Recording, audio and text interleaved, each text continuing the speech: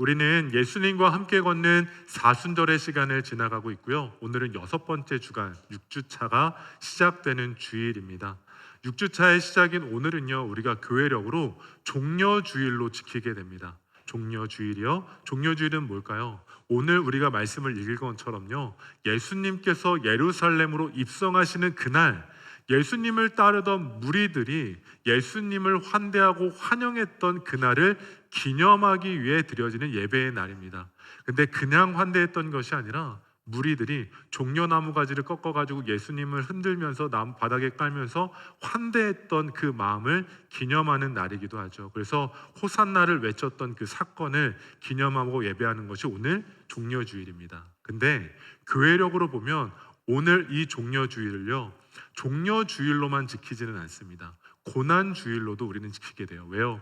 예루살렘에 입성하신 그 예수님의 첫걸음이 예수 그리스도의 그 십자가 사역을 위한 첫걸음이었기 때문입니다. 그냥 예루살렘으로 입성하신 것이 아니라 예수님께서 우리 모두의 죄로부터 구원하시기 위해 십자가에 달린 그 사건의 첫 출발점이 바로 예루살렘 입성하신 이 오늘의 시간이기 때문이에요. 그래서 우리는 종려주일과 함께 고난주일로 지키게 됩니다. 그리고 특별히 내일부터 토요일까지 우리 이 한 주간을 뭐라고 이야기할까요? 고난주간이라고 이야기합니다. 알면서도 말씀하시지 않는 거예요. 왜요? 광고를 들었거든요. 고난주간임을 알지만 이 고난주간을 알면 고난주간 특별 새벽 기도회에 참석하셔야 되는 거죠. 고난주간인 걸 알고 계시죠? 아멘. 고난주간 다 알고 계시니까 고난주간 특별히 구별하기를 원합니다. 왜 그럴까요? 내가 구원받은 그 십자가의 사랑, 내가 구원받은 그 십자가의 은혜를 다시 한번 되새기는 시간이기 때문입니다. 단순히 주님께서 고난받으시고 고통받으셨다라는 것으로 끝나는 것이 아니라 그 고난과 그 고통의 의미가 나의 구원을 위함임을 기억하고 기념하는 시간이 되어야만 합니다. 그래서 고난주간 한 주간 동안 우리는 찬양과 말씀과 기도로 우리의 신앙을 더욱더 깊이 있게 세워가게 될 것입니다. 이번 한 주간 동안에요, 새벽 기도에 빠짐없이 참여하셔서요, 하나님께서 우리 가운데 베풀어 주시는 그 은혜를 한 분도 빠짐없이 누리게 되기를 축복합니다. 빠지시면 누구만 손해라고 그랬죠? 나만 손해인 거예요. 그래서 꼭 참석해 주시기를 바랍니다. 은혜를 잃어버리지 않았으면 좋겠습니다. 왜요? 우리는 2026년 은혜의 보좌 앞으로 나아가는 귀한 주의 사람들이기 때문입니다. 은혜 받는 일에 힘써서 하나님께서 우리의 삶과 우리의 가정과 자녀들의 인생 가운데 새로운 일들을 이루어 가실 그 약속을 성취할 수 있는 특별 새벽 기도회 되기를 주님의 이름으로 축복합니다. 그럼 이제 오늘 본문인 마태복음 21장의 말씀을 통해서요, 왕의 길을 예수님과 함께 걷다, 왕의 길을 예수님과 함께 걷다라는 제목으로 은혜를 나누고자 합니다. 오늘 본문을 보면요, 오늘 성경은 예수님 당시의 상황을 자세하게 기록해 놓고 있습니다.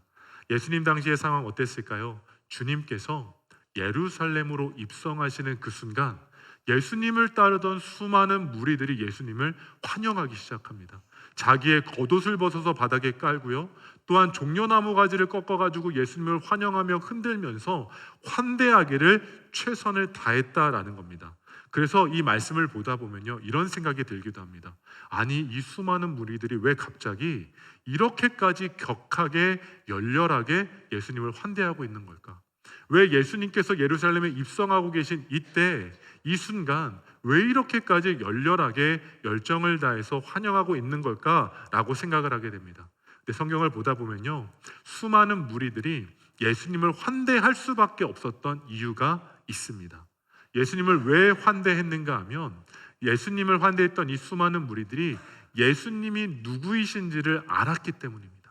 예수님께서 자신들을 위한 구원자 되심을 알았기 때문에 예수님께서 예루살렘 입성하시는 그 순간 모든 최선을 다해서 환대했던 겁니다.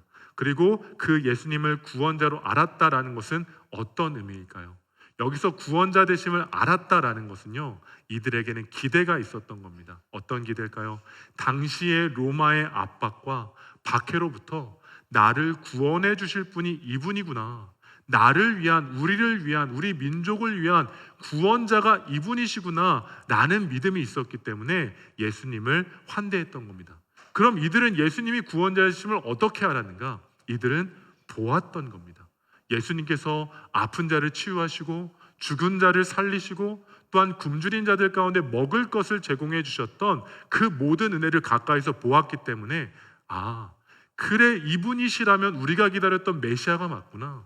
그래, 이분이시라면 우리의 이 고통과 어려움으로부터 우리를 회복하게 하시겠구나 라는 믿음을 갖고 예수님을 환대했던 겁니다. 그런데 문제는 이겁니다. 분명히 예수님을 환대했고 구원자라는 믿음을 가지고 있었던 이들이 복음서를 보면서 예수님의 행적을 따라가다 보니까 처음 환대했던 이 모습을 잃어버리고 말았습니다. 분명히 예루살렘에 입성하시는 예수님을 환대했음에도 불구하고요, 예수님의 행적을 따라 복음서들을 보다 보니까 이들이 오히려 예수님을 환대하는 것이 아니라 빌라도 앞에 예수님께서 서셨을 때 오히려 예수님을 십자가에 못 박으라고 외치는 자리 가운데 있었다라는 거죠. 예수님을 구원자라고 환대했던 이들이 자신의 생각과 자신의 기대와는 다른 모습을 예수님께서 보이시자 결국은 환대하는 것이 아닌 십자가에 못 박으라는 외침으로 저주하는 것으로 변질되었다라는 겁니다. 근데 수많은 무리들만 그랬을까요? 아닙니다. 제자들 또한 그랬죠. 제자들도 3년 동안 예수님과 함께 다니면서요, 예수님께서 왕이 되시면 그 가까운 옆자리에 절 앉혀달라고 이야기할 정도로 예수님의 왕되심에 대한 기대가 있었습니다. 하지만 예수님께서 예루살렘에 입성하시는 그 과정과 그 모습을 보면서 특별히 붙잡혀 주시는 그 모습과 상황 가운데 모두 다 도망치고 떠나버리는 그 모습을 보이고 말았다라는 거예요. 수많은 무리들 그리고 제자들이 처음 모습과는 달리 변질되고 말았다라는 겁니다.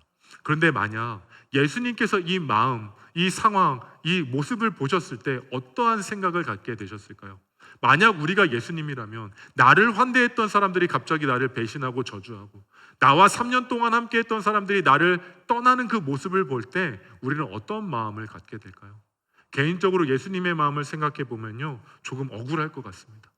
아니, 내가 이렇게까지 열심으로 다해서 너희들을 성심성의껏 섬겼고 정말로 사랑했고 하나님 나라를 가르쳤고 내가 심지어 너희를 구원하기 위해 이렇게까지 이 땅 가운데 왔는데 나를 저주하고 나를 배신하는 그 모습, 억울하실 것만 같아요. 이런 생각도 하시겠죠. 분노하실지도 몰라요. 왜요? 화가 나시기 때문입니다. 아니, 이렇게 내가 최선을 다해서 이 땅 가운데 그리스도로 왔음에도 불구하고 나를 배신하고 저주하고 배반하는 모습을 감당하기 어려우실지 모릅니다. 그런데 참 놀라운 것은요, 복음서를 보다 보면 분명히 예수님께서 마음이 어려우실 만한 상황이 계속해서 발생하고 있는데 예수님은 한 번도 그들을 책망하시거나 그들을 위해서 십자가 지시기를 거부하지 않으셨다는 겁니다. 이들이 예수님을 떠나고 저주하고 배신했음에도 불구하고요, 예수님께서는 처음 예루살렘에 입성하셨던 그 발걸음 그대로 십자가에 달려 이들을 위한 구원을 이루셨다라는 거죠. 그렇다면 우리는 이런 생각을 해봐야 합니다. 아니, 예수님께서는 어떻게 이렇게 변화되는 상황과 환경 가운데서도 변함없이 꾸준히 십자가의 길을 걸어가실 수 있었을까? 아니, 어떻게 예수님께서는 나를 배반하고 도망치는 이들을 위해서 끝까지 책망하지 않고 분노하지 않고 끝까지 십자가에 달리실 수 있었을까? 우린 이걸 생각해 봐야 됩니다. 그리고 이 질문 앞에 오늘 본문은 이렇게 답을 주고 있어요. 예수님께서 어떻게 그 십자가의 길을 끝까지 가셨는지를 오늘 본문 4절로 5절은 이렇게 기록하고 있습니다. 다 함께 본문 4절로 5절까지의 말씀을 함께 읽어보겠습니다. 4절로 5절까지의 말씀입니다. 이는 선지자를 통하여 하신 말씀을 이루려 하심이라 일렀으되 시온의 딸에게 이르기를 내 왕이 내게 임하나니 그는 겸손하여 나귀 곧 멍에 매는 짐승의 새끼를 탔도다 하라 하였느니라. 아멘. 예수님께서 걸으셨던 그 삶이 중간에 끊어지지 않고 포기하지 않고 중단되지 않았던 이유는 이겁니다. 예수님의 모든 사역의 시작과 방향과 방식이 하나님의 말씀으로부터 시작됐기 때문입니다. 하나님의 방식이었다라는 거예요. 세상의 방식이 아니라 하나님의 방식이었기 때문에 예수님께서는 세상의 상황과 환경이 변하더라도 흔들리지 않고 계속해서 십자가의 길을 걸어갈 수 있었던 겁니다. 예수님께서는요, 오늘 말씀에 기록되어져 있는 것처럼 세상의 방식을 따르지 않으셨습니다. 하나님의 말씀에 순종하셨습니다. 하나님의 뜻이 이루어지기까지 자신의 최선을 다해 자신의 삶을 하나님께 드렸다라는 거죠. 그래서 예수님께서는요, 예루살렘에 입성하시는 그 순간에도요, 왕으로서 예루살렘에 입성하실 때 강한 군대와 마병을 이끌고 입성하신 것이 아니라 하나님의 말씀 그대로 순종하기 위해 나귀를 타고 입성하셨습니다. 스가랴 9장 9절에 기록된 하나님의 예언대로 나귀를 타고 겸손의 왕으로 입성하셨다라는 겁니다. 예수님께서 능력이 없으셨을까요? 예수님께서 그 힘이 없으셨을까요? 그 권세가 없으셨을까요? 아닙니다. 그 당시에 수많은 사람들이 환대했던 것처럼 예수님께서는 강력한 왕으로도 예루살렘에 입성하실 수 있었으나 주님께서는 하나님의 방식대로, 말씀대로, 뜻대로 순종하기를 선택하셨기 때문에 세상의 화려함이 아니라 하나님의 말씀대로 십자가의 길을 걸어가셨다라는 겁니다. 이 말씀을 묵상하면서 우리의 오늘을 점검해 보아야만 합니다. 우리 또한 이 시간 가운데, 이 시대 가운데 믿음의 길을 걸어가면서, 복음의 길을 걸어가면서 과연 어떠한 방식으로 그 길을 걸어가고 계십니까? 우리가 왜 십자가의 길을 걸어가고 있습니까? 왜 복음의 길을 걸어가고 있습니까?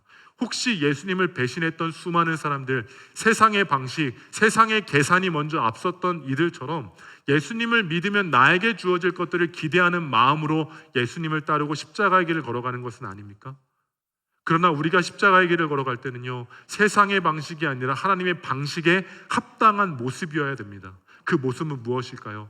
말씀대로, 하나님의 뜻대로, 성령의 인도하심대로 순종하며 나아갈 때 우리의 삶에 걸어가는 그 복음의 길이 세상의 방식이 아니라 하나님의 방식, 말씀, 그 뜻의 온전한 길이 될 줄로 믿습니다. 그래서 우리는요, 경계하셔야만 합니다. 어떤 걸 경계해야 될까요? 복음과 생명의 길을 걷는다고 이야기하면서요, 하나님의 말씀과 방식보다 세상의 소리에 반응하는 것을 우리는 끊어내야 합니다. 우리는 십자가의 길을 걸어가면서도요, 계속 세상 가운데 신경 쓰고 세상 가운데 마음을 빼앗길 때가 너무나도 많습니다. 왜요? 출발점이 잘못됐기 때문입니다. 계산을 해보는 거죠. 내가 예수님을 믿었을 때 이러한 것들이 나에게 주어지겠지. 라는 계산이 앞선 인생은 하나님의 말씀과 뜻보다 세상의 필요와 세상의 반응과 세상의 흐름에 더 관심을 갖게 됩니다. 그래서 수많은 사람들이 예수님을 환대했다가 다시금 예수님을 십자가에 못 박으려고 변질된 그러한 삶을 살아가는 겁니다. 그러나 주님처럼 하나님의 방식과 말씀과 뜻에 순종하다 보면 세상의 상황과 환경이 어떻게 변하든지 간에 우리는 흔들리지 않을 수 있습니다. 왜요? 세상의 상황과 환경이 변하더라도 세상과 상황과 환경을 다스리시고 통치하시는 하나님의 뜻이 우리 가운데 이루어질 것이기 때문입니다. 그렇게 우리는 세상의 방식을 계산하며 쫓아가는 십자가의 길이 아니라 온전히 순전함으로 하나님의 말씀과 하나님의 뜻에 따라 그 길을 걸어갈 수 있는 우리 성도님들 되시기를 예수님의 이름으로 축복합니다. 또한 이 길을 걸어감에 있어 하나님의 방식으로 산다는 건요, 세상의 방법과 세상의 시간과 세상의 크기가 아니라 하나님의 때와 하나님의 방법을 신뢰하는 겁니다. 십자가의 길을 걸어가면서 세상 가운데 마음을 빼앗기다 보면요, 더 빨리 가고 싶습니다. 더 높이 가고 싶습니다. 그리고 더 많이, 더 모든 것들을 소유하고 싶은 욕망 가운데 끌려가게 되는 경우가 너무나도 많다라는 겁니다. 그러나 제자들이 욕망 가운데 끌려가다가 십자가의 길에서부터 벗어나는 것처럼 그러한 어리석음을 범하는 것이 아니라 우리는 어떠한 상황에서도 때로는 늦은 시간 가운데, 때로는 빠른 시간 가운데, 때로는 우리의 생각과 방법과 다르더라도 하나님의 방식으로, 하나님의 말씀으로, 하나님의 뜻으로 순종하다 보면 결국은 하나님께서 우리의 삶 가운데 세상이 감당할 수 없는 놀라운 하나님의 역사를 이루어 주실 줄로 믿습니다. 그렇게 십자가의 길을 걸어가면서 세상 가운데 한눈 파는 인생이 아니라 말씀을 묵상하고 주님의 뜻을 깊이 생각하며 살아가는 우리 모두가 되어지기를 예수님의 이름으로 축복합니다. 그럼 그 길을 걸어가는 인생은 어떨까요? 주님과 같은 삶을 살아가는 겁니다. 주님과 같은 삶, 어떤 삶이죠? 겸손한 삶이었습니다. 분명히 십자가의 길을 걸어가면서 왕 되신 예수님께서는 세상의 화려함을 성취하고 세상의 화려함을 나타내실 수 있었음에도 불구하고 말씀에 순종하셨기 때문에 겸손의 길을 걸어가셨던 겁니다. 그래서 우리는 예수님을요, 화려한 세상의 왕이 아닌 하나님의 말씀에 따른 겸손의 왕으로 고백하는 이유가 여기 있다라는 겁니다. 그래서 십자가의 길을 걸어가는 우리는요, 세상의 화려함에 취하는 인생이 아니라 겸손함의 길을 걸어가는 인생이 되어야만 합니다. 우리가 십자가의 길을 걸어가면 세상의 높은 곳 가운데 화려함을 성취하는 인생이 아니라 우리가 십자가의 길을 걸어가며 주님처럼 겸손함 가운데 낮아지는 곳 가운데 우리의 삶을 드릴 때 하나님께서는 우리가 생각하는 것 이상으로 세상을 압도하는 하나님의 영광을 우리 가운데 허락하여 주실 줄로 믿습니다. 왜 이것을 확신할 수 있을까요? 주님께서 그러한 삶을 사셨기 때문입니다. 겸손함으로 낮아짐으로 우리를 구원해 주셨죠. 예수님은 단순히 그냥 말씀과 뜻 가운데 겸손함을 선택하신 것이 아니라 정말로 죄로 인해 죽을 수밖에 없는 우리를 살리시기 위해 우리 가운데 찾아오셔서 그 낮아짐을 통해 십자가를 통해 우리를 구원해 주셨다라는 겁니다. 그렇기 때문에요, 왕의 길을 걸어가는 우리는 세상의 왕이 취하는 화려함이 아니라 왕의 길을 걸어가는 우리는 겸손의 왕이셨던 예수님과 함께 이 시대 가운데, 이 땅 가운데, 가정 가운데, 공동체 가운데 낮은 곳을 향하여 나아가는 성도님들 되시기를 예수님의 이름으로 축복합니다. 왜 낮은 곳으로 가야 될까요? 우리 또한 낮은 곳으로 갈 때 이 시대 속에서 영적으로 피폐해져가는 영혼들을 구원할 수 있게 되는 겁니다. 세상의 화려함을 찾아가는 것이 아니라 상처와 아픔과 어려움과 고난이 있는 그 낮은 자리로 우리가 나아갈 때 하나님께서 우리를 통해 그 영혼들을 구원하시고 회복시키시고 새롭게 하여 주실 줄로 믿습니다. 왜요? 우리가 구원의 도구로 쓰임받아야 되기 때문입니다. 하나님의 자녀는요, 하나님의 말씀과 뜻을 위하여 낮은 곳에서 주님처럼 생명 살리는 일에 힘쓰는 삶을 살아가야 되는 겁니다. 그게 왕의 길입니다. 세상의 화려한 왕의 길이 아니라 정말로 낮아지고 겸손한 그곳 속에서 생명을 살리는 그 왕의 길을 예수님과 함께 걸어가는 우리 성도님들 되시기를 예수님의 이름으로 축복합니다. 그 구원의 역사를 우리는 어떻게 확신할 수 있을까요? 오늘 본문 말씀을 보면 예수님께서는 단순히 예루살렘 입성하신 것으로 끝난 것이 아니라 많은 사람들을, 죄인들을 위해 구원하기 위해 오셨다라는 것을 분명히 나타내 주셨습니다. 그걸 어떻게 할 수 있는가? 다 함께 본문 8절로 9절까지의 말씀, 8절로 9절까지의 말씀을 함께 읽어보겠습니다. 무리의 대다수는 그들의 겉옷을 길에 펴고 다른 이들은 나뭇가지를 베어 길에 펴고 앞에서 가고 뒤에서 따르는 무리가 소리 높여 이르되 호산나 다윗의 자손이여 찬송하리로다. 주의 이름으로 오시는 이여 가장 높은 곳에서 호산나 하더라. 아멘. 예수님께서는요, 이 말씀 속에서 구원의 역사를 이루어 가시고 있다라는 것을 우리는 기억해야 됩니다. 왜요? 세상의 사람들이, 수많은 군중들이 예수님을 향해 외치죠. 호산나 다윗의 자손이여 가장 높은 곳에서 호산나 하더라 라고 기록되어 있습니다. 이 상황 가운데 담겨진 핵심 메시지를 우리가 깊이 묵상해야 되는데요, 무리들이 외쳤던 이 호산나는요, 히브리어로 우리를 구원하소서라는 의미를 갖고 있습니다. 우리를 구원하소서, 호산나, 구원하소서라는 의미를 갖고 있다는 거예요. 근데 무리들이 외치죠. 예수님, 다윗의 자손이여 찬송할지로다. 주님의 이름으로 오시는 이여 어느 곳에서요? 가장 높은 곳에서 호산나라고 외치고 있는 겁니다. 이 의미는 뭘까요? 예수님께서 왕이시니까 가장 높은 보좌 가운데 올라가셔서 우리를 구원해 주세요라고 지금 외치고 있고 부르짖고 있는 겁니다. 예수님의 입성 가운데 수많은 무리들이 행했던 건 단순히 환대했던 것이 아니라 자신들이 로마의 핍박과 위기와 어려움 가운데 있고 물질의 곤란함을 겪고 있고 먹는 것이 없어서 너무나도 힘들고 지침 가운데 있으니 주님께서 왕이시니 높은 곳에 올라가셔서 우리를 구원해 주세요라고 외치고 있던 겁니다.